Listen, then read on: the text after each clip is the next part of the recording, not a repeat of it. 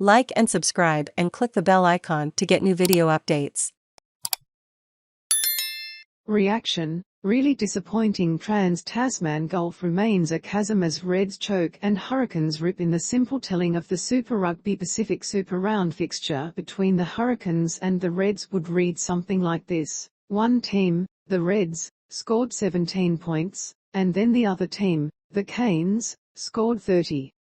A more nuanced telling might have it that Ardie Savea copped a high shot and his team began to run with aggression and play alacrity, while the Queenslanders choked in the headlights and stopped playing rugby with any fluency. One team stepped up, the other team froze. The Reds copped an inconvenient sin bin. Reds players inconveniently dropped the ball. Some did very little. And Australian rugby fans thought, again, why can't we get it done against the people? Towards the back end of that first half, it's kind of been a theme of ours, Reds captain Tate McDermott said on Stan Sport after the defeat. Discipline's been an issue, basically. That, and an inability to hold the ball for long periods of time. And just basic skill errors. I'm really proud of that first half. But we came out in the second a different side, and that's really disappointing. McDermott felt that playing a Kiwi side was different from playing an Australian one. We probably got away with a lot against the Aussie sides, he said. I'd hate to see our error rate. But you give the Kiwis that many opportunities, that much possession, you're asking for trouble. Hurricanes captain Jordie Barrett said that coming back from a 17-0 deficit to score 30 points was pretty cool.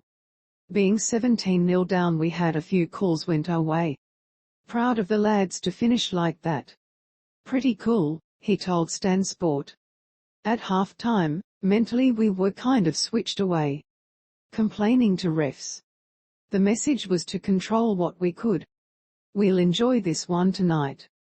Giving the people what they want, Queensland and Brad Thorn chose to start their talisman, tighthead prop Taniela Tupou.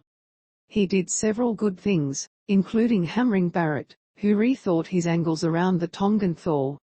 McDermott outpaced a man he's been compared to, TJ Perenara, and fed the heir apparent to Michael Hooper, Fraser McWreight. Many phases later Thor proved irrepressible, except to the law. Double movement. Top D by Canes. But still the Reds came. And after forcing a line dropout and winning quick ball at ruck, Hunter Paisami busted the line, fed Tupou who fed Hamish Stewart for the try. And after 25 minutes the Reds had a deserved 10-0 lead.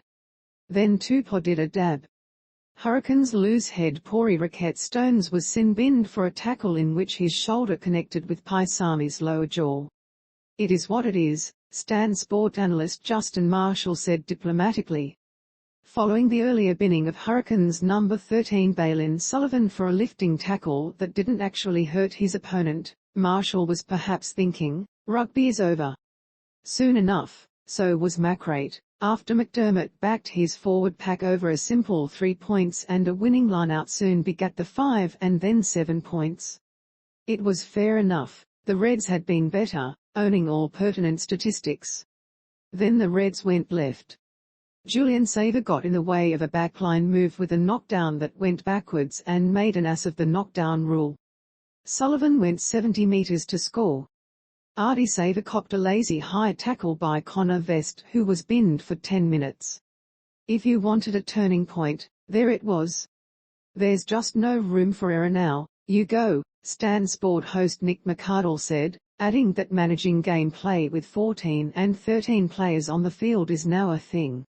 The Canes spurned the 3 and scored from a rolling maul, and after a few irrepressible ruck plays tighthead Tyrel Lomax bashed over. Barrett drilled the conversion, and at half-time it was 17-14. We'd played some good rugby but occasionally lacked discipline, Reds coach Brad Thorn said.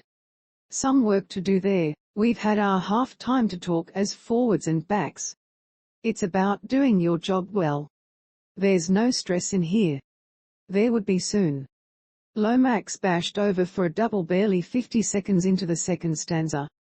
Barrett blocked the conversion, yet shortly after kicked a simple penalty from in front. and the Canes had scored 22 unanswered points as Vest sat on the sideline, moustache twitching. The Hurricanes' backline play began to look fluent while the Reds looked rushed, stilted. Former Melbourne Storm star Suliasi Vunivalu sat on his wing, a shag on a rock.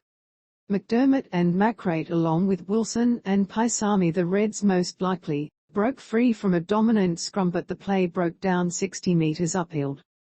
Thorn and the Reds' brains trust decided to take McDermott off.